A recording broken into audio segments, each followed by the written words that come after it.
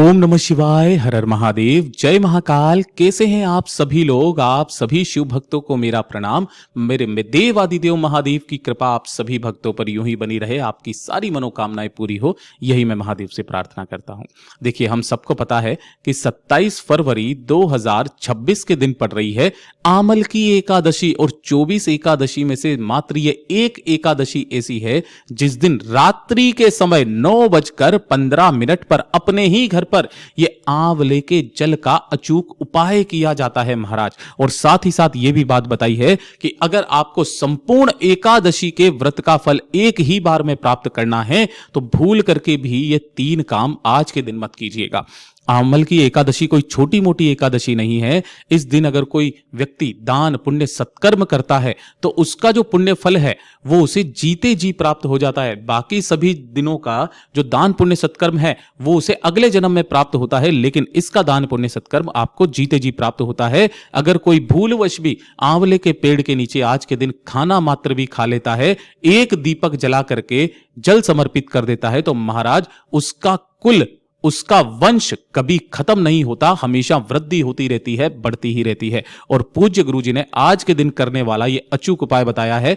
पूज्य गुरु जी की ही कथा से सुन करके और समझ करके पूरे उपाय को बहुत ही आसान भाषा में आप सभी लोगों को बताऊंगा, परंतु उससे पहले आप सबसे बस एक छोटी सी प्रार्थना करना चाहूंगा कि जो भी शिव भक्त पहली बार आए हैं चैनल को सब्सक्राइब जरूर से कीजिएगा और वीडियो को लाइक करके देव आदिदेव महादेव का कोई सा भी प्यारा नाम कमेंट बॉक्स में लिखना बिल्कुल भी मत भूलिएगा।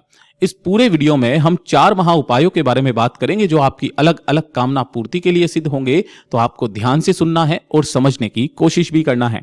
सबसे पहले बात करते हैं हमारे पहले वाले उपाय की, जिसे आपको आज की रात्रि अपने ही घर पर आंवले के जल का उपाय करना है। पूज्य गुरु जी ने कहा, अगर आपके परिवार में कोई भी व्यक्ति है जो बहुत ज्यादा बीमार रहता है ना, उसकी बीमारी खत्म होने का नाम नहीं ले रही है, कोई पुराना रोग है, कोई पुराना कष्ट है, किसी तरीके की पीड़ा उनके शरीर में हमेशा बनी हुई रहती है, शरीर में किसी तरीके की कोई गठान हो गई है या फिर गठिया संबंधित कोई रोग हो गया है, मांसपेशियों ने काम करना बंद कर दिया है, शरीर पर चकते चकते से होने लगे हैं, चलने करने में दिक्कत आने लगी है। पूज्य गुरुजी ने तो यहां तक कहा कि अगर कोई व्यक्ति आपका हॉस्पिटल के अंदर भर्ती है, डॉक्टर छुट्टी नहीं दे रहा है, तो ज्यादा से ज्यादा 2 या 3 दिन उस व्यक्ति को छुट्टी मिल जाती है महाराज, उनके शरीर में, स्वास्थ्य में सुधार आना शुरू हो जाता है।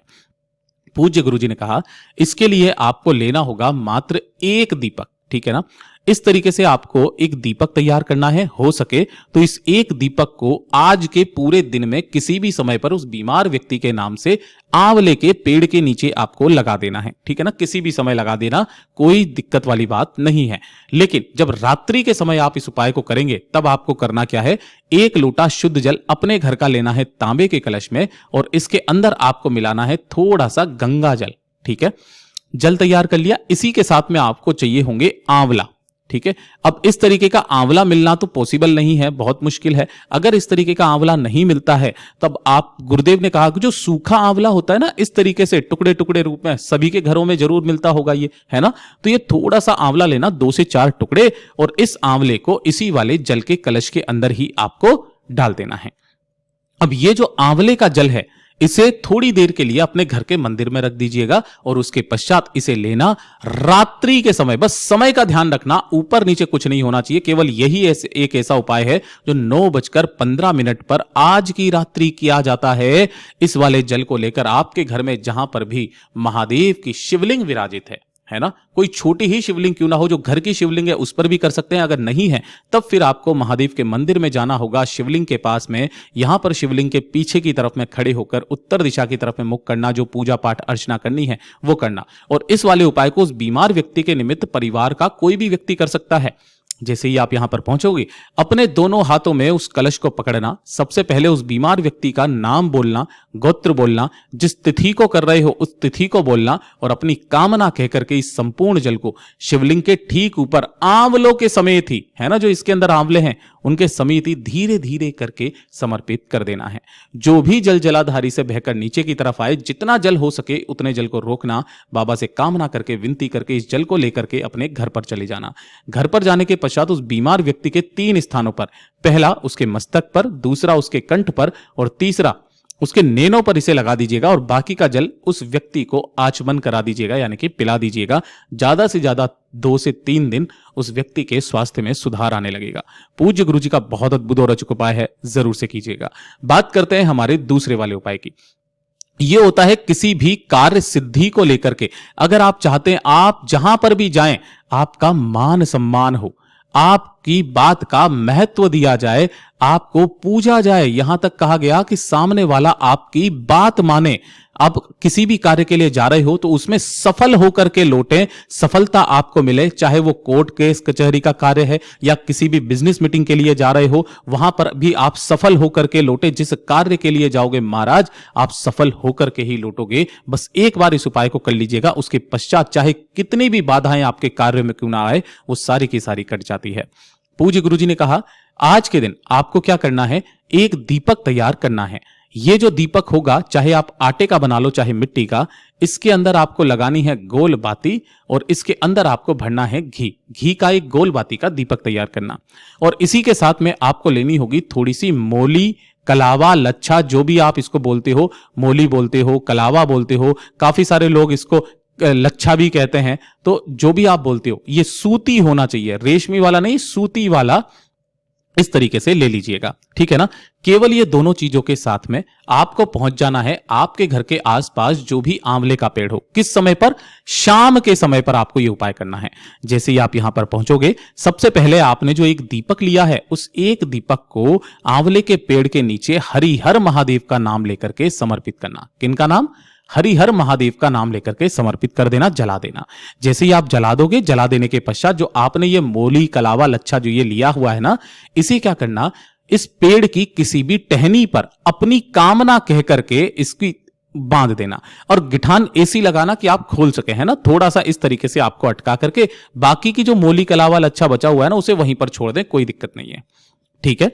अब जैसे ही आप इसको छोड़ करके वापस घर की तरफ आएंगे, जो अगला दिन आएगा ना, तो अगले दिन आपको क्या करना है, फिर से वापस एक दीपक आपको तैयार करना है, गोल बाती का घी का दीपक। एक लोटा शुद्ध जल अपने घर का लेना है तांबे के कलश में और इसे लेकर फिर से वापस उसी वाले पेड़ के पास में जाना है।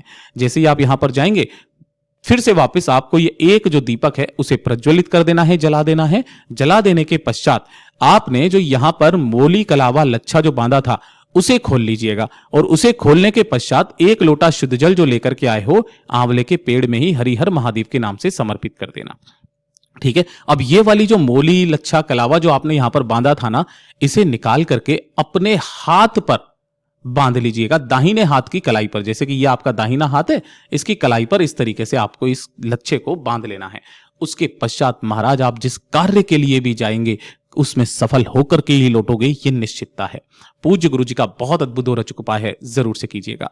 बात करते हैं हमारे तीसरे वाले उपाय की। और ये जो तीसरा वाला उपाय है, पूज्य गुरु जी ने कहा कि जब आपके जीवन में धन नहीं आ रहा हो, पैसा नहीं आ रहा हो, कर्ज से आपकी परेशानियां बढ़ती चली जा रही हो, घर में अनावश्यक खर्चे इतने ज्यादा बढ़ चुके हैं कि पैसा बिल्कुल बचता ही नहीं है, लगता है मां लक्ष्मी आपसे रूठी हुई है, मां लक्ष्मी का कोई अंश आपके घर में विराजित नहीं है, तब पूज्य गुरु जी ने कहा जो व्यक्ति इस उपाय को करता है ना, मां लक्ष्मी का एक अंश सदैव उसके घर में विराजित रहता है। इस चीज का विशेष करके ध्यान रखना, जो भी व्यक्ति आज के शाम के समय पर इस उपाय को कर लेता है। पूज्य गुरु जी ने कहा आपको एक दीपक तैयार करना है, ठीक है ना। अब ध्यान रखना यहां पर जो ये दीपक होगा ये भी आपको दीपक गोल बाती का ही तैयार करना है और इसके भी अंदर जो भरोगे घी वो किसका होना चाहिए? गाय का घी। चाहे आप आटे का बना लो चाहे मिट्टी का, ठीक है, गाय का घी इसमें बना लेना। और इसे लेकर के आपके घर के आसपास जो भी बेल पत्र का पेड़ हो, घर में है घर के बेल पत्र में, चाहे किसी भी गमले में ही क्यों ना लगा रहे वहां पर भी आप कर सकते हैं, लेकिन इसी के साथ में थोड़े से अन्न के दाने, चावल के दाने, हरा मूंग, कुछ भी आपको यहां पे ले लेना है। सबसे पहले बेलपत्र पेड़ के नीचे जाना है, यहां पर उस जगह को अच्छे से साफ करना है और जो भी आपने अन्न के दाने लिए हैं ना उनका आसन आपको देना है। उसी आसन के ऊपर उस दीपक को आपको रख देना है और अपनी कामना कह करके, अपना नाम और गोत्र बोल करके उसे प्रज्वलित कर देना है, जला देना है। जला देने के पश्चात वहीं बैठकर मां लक्ष्मी जी से कामना करनी है, विनती करनी है और विनती करने के पश्चात इसी पेड़ के नीचे या किसी गमले में लगा हुआ है तो उसी की मिट्टी को थोड़ी सी मिट्टी को यहां से उठाना और उठा करके अपने साथ अपने घर पे लेकर के आना। सबसे पहले इस मिट्टी को किसी अपने घर की चौखट पर थोड़ी सी छींट देना और उसके पश्चात अपने घर में जाकर के कोने कोने में थोड़ी थोड़ी सी इस मिट्टी को छींट देना महाराज। उसी दिन से आपके घर में मां लक्ष्मी का आगमन शुरू हो जाएगा। पूज्य गुरु जी ने कहा इसी उपाय को आप आंवले के पेड़ के नीचे भी कर सकते हो। जिस कामना से करोगे आपकी वो समस्त मनोकामनाएं पूरी होगी। पूज्य गुरु जी के सभी उपाय बहुत ही ज्यादा खास और अद्भुत है, जरूर कीजिएगा। वीडियो पसंद आए तो लाइक करना, चैनल को सब्सक्राइब जरूर कीजिएगा।